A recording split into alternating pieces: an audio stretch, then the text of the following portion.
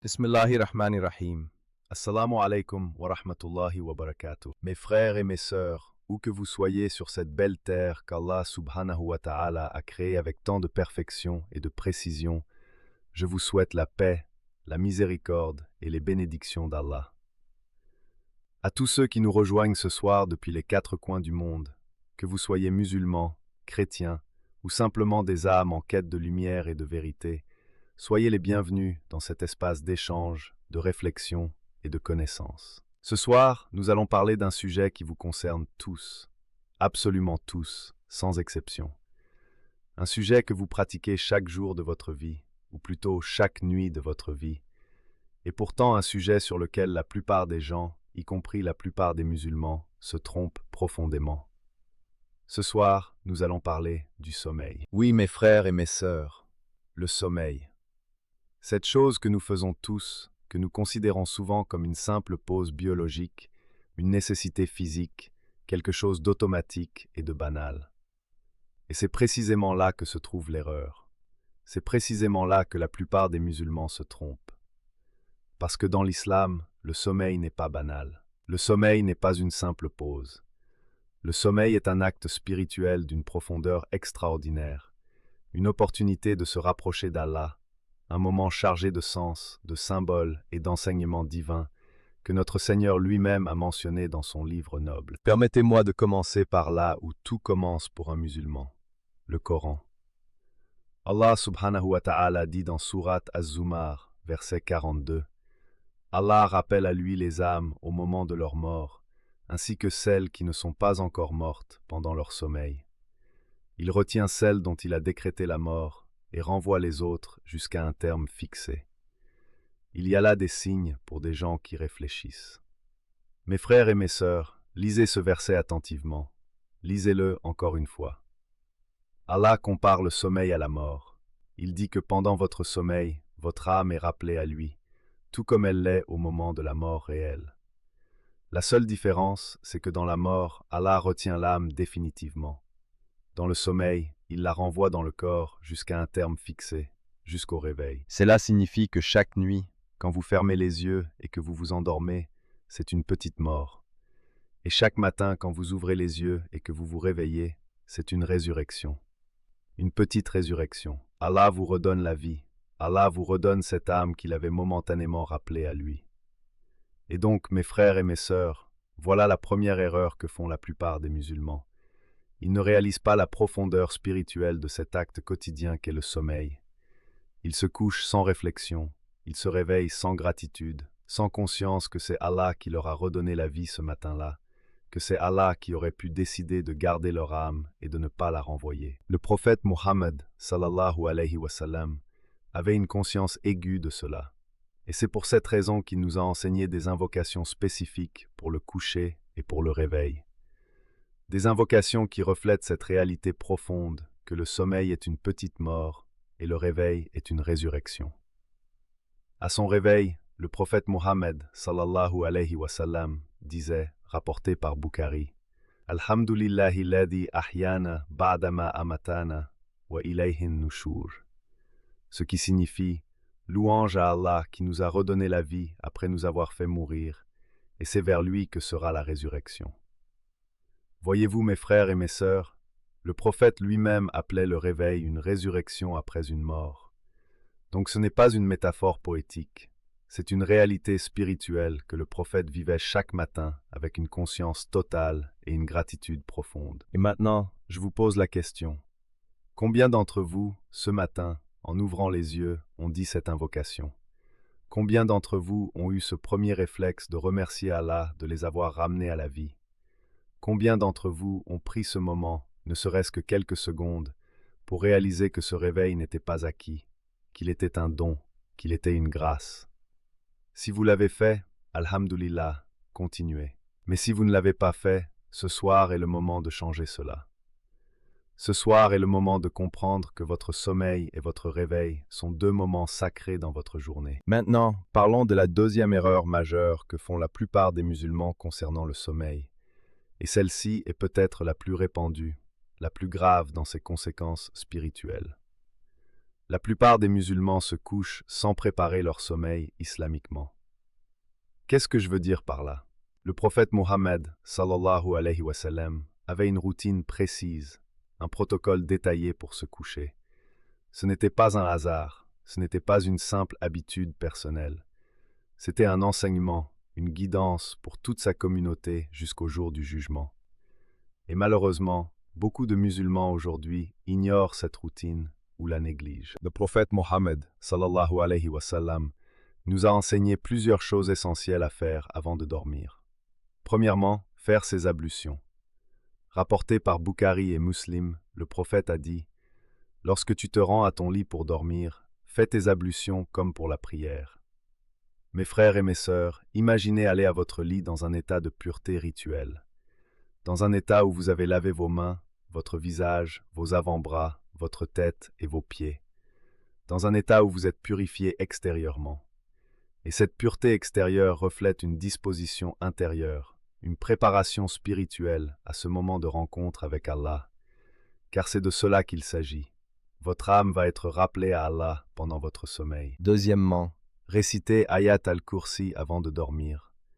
Le prophète Muhammad sallallahu alayhi wa sallam a dit, rapporté par Bukhari, « Lorsque tu te couches dans ton lit, récite Ayat al-Kursi, car tu seras protégé par Allah et aucun diable ne pourra t'approcher jusqu'au matin. » Ayat al-Kursi, c'est le verset 255 de Sourate al-Baqarah, et c'est le verset le plus grand du Coran. Il parle de la grandeur d'Allah, de sa souveraineté absolue sur les cieux et la terre, du fait qu'il ne sommeille pas et ne dort pas. Et c'est là une ironie magnifique, mes frères et mes sœurs. Vous allez dormir. Votre âme va être rappelée à Allah. Mais Allah, lui, ne dort jamais. Il veille. Il veille sur vous pendant votre sommeil. Il garde votre âme. Et en récitant Ayat al-Kursi, vous reconnaissez cette réalité. Vous dites à Allah, « Je sais que tu veilles. Je me confie à toi. Je m'en remets à toi pendant ces heures où je n'ai aucun contrôle sur ce qui m'arrive. » Troisièmement, récitez les 2 derniers versets de Sourate al-Baqarah. Le prophète, sallallahu alayhi wa sallam, a dit, rapporté par Bukhari et Muslim, « Quiconque récite les 2 derniers versets de Sourate al-Baqarah dans une nuit, ils lui suffisent. » Les savants ont expliqué que « ils lui suffisent » signifie qu'ils le protègent, qu'ils lui suffisent contre tout mal. Et quatrièmement, récitez les 3 couls, Sourate al-Ikhlas, Sourate al-Falaq et Sourate al-Nas, en soufflant dans ses mains et en les passant sur son corps. Le prophète sallallahu alayhi wa sallam faisait cela chaque nuit, rapporté par Bukhari. Mes frères et mes sœurs, combien d'entre vous font tout cela avant de dormir? Combien d'entre vous ont cette routine spirituelle, cette préparation consciente avant de fermer les yeux? Si vous la faites, alhamdulillah. Mais si ce n'est pas le cas, si votre routine du soir consiste à faire défiler votre téléphone pendant des heures, à regarder des séries jusqu'à tomber de sommeil, à vous endormir sans avoir dit un seul mot à Allah, alors mes frères et mes sœurs, c'est là que se trouve l'erreur. C'est là que vous passez à côté d'une opportunité immense que Allah vous offre chaque nuit. Et parlons justement du téléphone, puisque nous sommes dans une époque où c'est le sujet brûlant. La science moderne, et non pas seulement l'islam, confirme que l'utilisation du téléphone avant de dormir perturbe le sommeil, affecte la qualité du repos et maintient le cerveau dans un état d'éveil et de stimulation qui empêche un sommeil profond et réparateur. Mais l'islam nous avait déjà indiqué la voie bien avant que la science ne le découvre.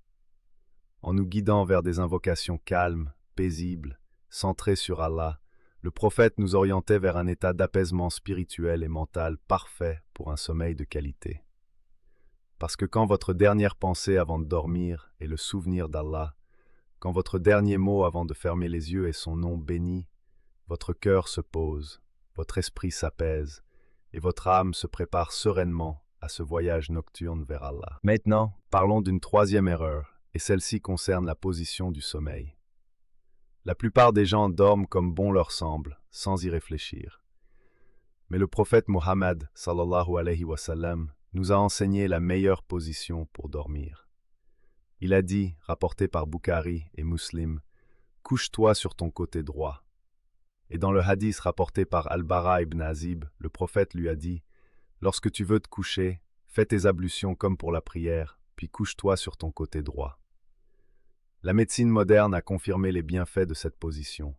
Dormir sur le côté droit est meilleur pour la digestion, meilleur pour le cœur, meilleur pour la circulation sanguine. Mais le prophète le savait déjà, il y a 14 siècles, parce qu'il était guidé par la révélation divine, par Allah, qui connaît la nature humaine mieux que n'importe quel médecin ou chercheur. De plus, le prophète Mohammed, sallallahu alayhi wa sallam, a déconseillé de dormir sur le ventre. Dans un hadith rapporté par Ibn Majah et Ahmad, il a dit que c'est une position que Allah n'aime pas. Et là encore, la science moderne confirme que dormir sur le ventre peut causer des douleurs cervicales, de la pression sur les organes internes et perturber la respiration. Allah, dans sa sagesse infinie, a guidé son prophète vers ce qui est meilleur pour nous, même dans les détails les plus quotidiens de notre existence. Mes frères et mes sœurs, parlons maintenant d'un aspect du sommeil que beaucoup de musulmans ignorent totalement et qui est pourtant d'une importance capitale dans notre tradition. La Qaïloula, la sieste de midi. Le prophète Mohammed sallallahu alayhi wa sallam encourageait la sieste de midi. Il a dit, rapporté par Ibn Majah, « Faites la sieste, car les shaitans ne font pas la sieste. » Et dans un autre hadith rapporté par Abu Daoud, « Faites la sieste pour mieux vous lever la nuit. » Voilà, mes frères et mes sœurs, la sieste de midi n'est pas une paresse, elle n'est pas un luxe, elle est une sunna du prophète. Elle est une pratique recommandée, non seulement parce qu'elle repose le corps et rafraîchit l'esprit pour la seconde moitié de la journée, mais aussi parce qu'elle prépare le corps à se lever la nuit pour le tahajjud, pour la prière de la nuit. Et c'est là un lien magnifique, une cohérence parfaite dans l'enseignement islamique. Repose-toi un peu le jour pour pouvoir te lever la nuit et te rapprocher d'Allah quand le monde dort. Et puisque nous parlons du lever nocturne, permettons-nous d'aborder ce que beaucoup considèrent comme le sommet spirituel lié au sommeil en islam, la salat al-layl, la prière de la nuit, le tahajjud. Allah dit dans Surat Al-Isra, verset 79, « Éveille une partie de la nuit pour accomplir une prière surérogatoire. Peut-être que ton Seigneur te placera dans une station digne de louange. » Et dans Surat As-Sajda, verset 16, Allah décrit les croyants sincères en disant « Leurs flancs se détachent de leurs couches pour invoquer leur Seigneur avec crainte et espoir, et ils dépensent de ce que nous leur avons accordé. » Mes frères et mes sœurs, voyez comme Allah décrit le fait de se détacher de son lit pendant la nuit comme une caractéristique des vrais croyants. Voyez comment il présente ce moment où le monde est endormi, où tout est silencieux, où les portes des cieux sont ouvertes de manière particulière, comme une station digne de louange. Le prophète Mohammed, sallallahu alayhi wa sallam, a dit dans un hadith rapporté par Muslim, « Notre Seigneur descend chaque nuit au ciel le plus bas, lorsqu'il reste un tiers de la nuit, et il dit, « Qui m'invoque pour que je lui réponde? Qui me demande pour que je lui accorde? Qui cherche mon pardon pour que je le lui accorde? » Mes frères et mes sœurs, imaginez cela. Imaginez Allah lui-même qui descend et qui appelle ses serviteurs pendant le dernier tiers de la nuit. Qui appelle, qui attend, qui offre de répondre, d'accorder, de pardonner. Et vous, vous dormez. Et moi, parfois, je dors aussi. Et c'est là la vraie erreur, la vraie perte.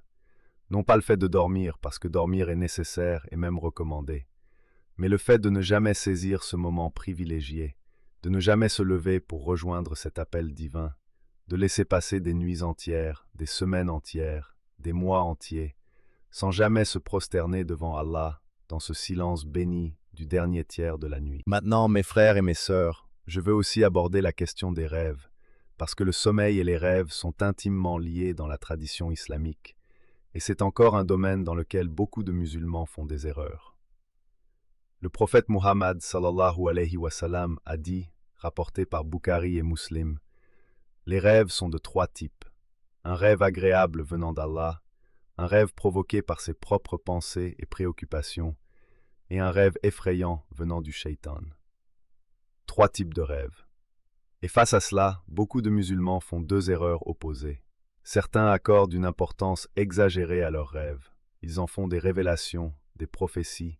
Ils basent des décisions importantes sur des rêves sans discernement, sans consulter des gens de connaissance. Et d'autres, à l'opposé, dismissent complètement leurs rêves comme étant sans importance, de simples activités cérébrales sans signification spirituelle. La vérité est entre les deux, comme souvent en islam. Le prophète sallallahu alayhi wa sallam a dit, rapporté par Bukhari, « Le bon rêve du musulman pieux est une partie des 46 parties de la prophétie. » Donc un bon rêve a une valeur spirituelle réelle. Mais le prophète nous a aussi appris à gérer les mauvais rêves. Il a dit, rapporté par Muslim, « Lorsque l'un d'entre vous voit un rêve qu'il n'aime pas, qu'il crache légèrement 3 fois sur sa gauche, qu'il cherche refuge auprès d'Allah contre le shaitan et contre le mal de ce qu'il a vu, et qu'il change de côté. » Voilà la guidance pratique du prophète. Pas de panique face à un mauvais rêve, pas d'obsession, pas d'interprétation sauvage. Simplement suivre la guidance du prophète et faire confiance à Allah. Je veux aussi parler d'une erreur que commettent beaucoup de jeunes musulmans aujourd'hui en particulier, et qui est liée au sommeil, mais qui a des conséquences bien au-delà. Beaucoup de jeunes ont complètement inversé leur cycle de sommeil. Ils dorment le jour et restent éveillés la nuit, non pas pour le tahajjud, non pas pour l'adoration d'Allah, mais pour les réseaux sociaux, les jeux vidéo, les séries, les conversations sans fin. Et ce faisant, ils ratent la prière du Fajr. Ils ratent cette prière de l'aube que le Coran décrit dans Sourate Al-Isra, verset 78. Accomplit la prière au déclin du soleil jusqu'à l'obscurité de la nuit, et aussi la récitation du Fajr. En vérité, la récitation du Fajr est attestée par des témoins. La prière du Fajr est attestée par des témoins. Les anges de la nuit et les anges du jour se réunissent à ce moment précis. C'est un moment d'une solennité et d'une importance extraordinaire. Et le manquer à cause d'un cycle de sommeil inversé, à cause du téléphone ou des écrans, est une perte immense, mes frères et mes sœurs. Le prophète Mohammed sallallahu alayhi wa sallam a dit, rapporté par Bukhari et Muslim, « La prière la plus lourde pour les hypocrites est celle du Isha et celle du Fajr. S'ils savaient ce qu'elles contiennent, ils viendraient les accomplir même en rampant. » Et dans un autre hadith, le prophète a dit, « Quiconque prie le Fajr est sous la protection d'Allah. » Sous la protection d'Allah. Mes frères et mes sœurs, c'est une protection que nous abandonnons chaque matin où nous ratons le Fajr. Une protection divine que nous refusons, non pas parce que nous ne la voulons pas, mais parce que nous n'avons pas organisé notre sommeil de manière à pouvoir l'obtenir. Et c'est là que tout se connecte, mes frères et mes sœurs. Le sommeil islamique est un système cohérent, intégré, spirituellement et physiquement équilibré. Se coucher tôt, après la prière du Isha, faire ses ablutions avant de dormir, réciter les invocations et les sourates recommandées, dormir sur le côté droit, se lever pour le tahajjud dans le dernier tiers de la nuit si on en a la capacité, et se lever pour le fajr sans faute, faire la Qayloula le midi si possible, et recommencer. C'est un cycle béni, un rythme divin que le prophète Muhammad sallallahu alayhi wa sallam a vécu et enseigné, et qui garantit non seulement un repos physique optimal, mais aussi et surtout une connexion spirituelle constante et profonde avec Allah. À nos frères et sœurs chrétiens qui nous regardent ce soir, je veux partager quelque chose d'intéressant. Dans la Bible, le sommeil est également présenté comme un don de Dieu. Le psaume 127, verset 2 dit « C'est en vain que vous vous levez matin, que vous allez tard au repos, que vous mangez le pain de douleur. Il en donne autant à ses bien-aimés pendant leur sommeil. » Et dans le psaume 4, verset 9, « Je me couche et je m'endors en paix, car toi seul, ô Éternel, tu me fais habiter en sécurité. » Mes frères et sœurs chrétiens, voyez comme vos Écritures aussi présentent le sommeil comme un moment de confiance en Dieu, comme un moment de paix qui vient de lui. Nos traditions se rejoignent dans cette conscience que le sommeil est un don divin, un moment de confiance totale en notre Créateur.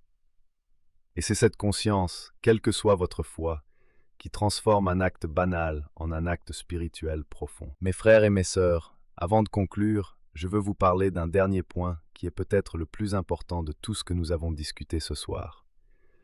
Et ce point concerne la conscience de la mort à travers le sommeil.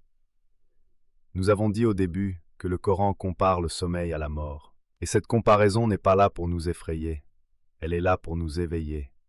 Elle est là pour nous rappeler que notre vie est précieuse, que chaque jour qui nous est donné est un cadeau que nous n'avons pas mérité, que chaque réveil est une nouvelle chance que Allah nous offre de le servir, de faire le bien, de corriger nos erreurs, de nous rapprocher de lui. Combien de personnes se sont endormies hier soir et ne se sont pas réveillées ce matin?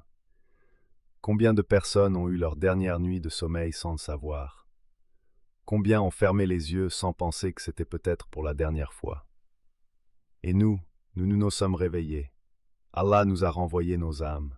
Il nous a accordé un autre jour, un autre souffle, une autre opportunité. Et la question est, qu'allons-nous faire de cette opportunité? Le prophète Mohammed, sallallahu alayhi wa sallam, disait avant de dormir, rapporté par Bukhari, Allahumma bismika amutu wa ahya, ce qui signifie, Ô Allah, c'est en ton nom que je meurs et que je vis. Mes frères et mes sœurs, quelle profondeur dans cette invocation. En s'endormant, le prophète disait, je meurs. Et en se réveillant, il disait, je vis. Et dans les deux cas, c'est le nom d'Allah qui est au centre. C'est Allah qui est la référence. C'est Allah qui est le principe et la fin. Que vous mouriez, vous mourrez en son nom. Que vous viviez, vous vivez en son nom. Que cela soit notre boussole, mes frères et mes sœurs. Que notre sommeil soit islamique, conscient, préparé et reconnaissant. Que notre réveil soit une résurrection vécue dans la gratitude et dans la détermination de bien utiliser ce nouveau jour qu'Allah nous accorde. Et que chaque nuit, avant de fermer les yeux, nous nous rappelions que cette nuit pourrait être notre dernière, non pas pour vivre dans la peur, mais pour vivre dans la conscience, dans la belle conscience de la présence d'Allah, dans la douce certitude que si c'est notre dernière nuit, nous partons vers un Seigneur miséricordieux, aimant, qui nous attend avec sa grâce infinie. Mes frères et mes sœurs, nous avons parcouru ce soir un sujet qui nous touche tous dans notre quotidien le plus intime. Nous avons vu que le sommeil en islam est bien plus qu'un repos physique. C'est une rencontre avec Allah, une petite mort et une résurrection.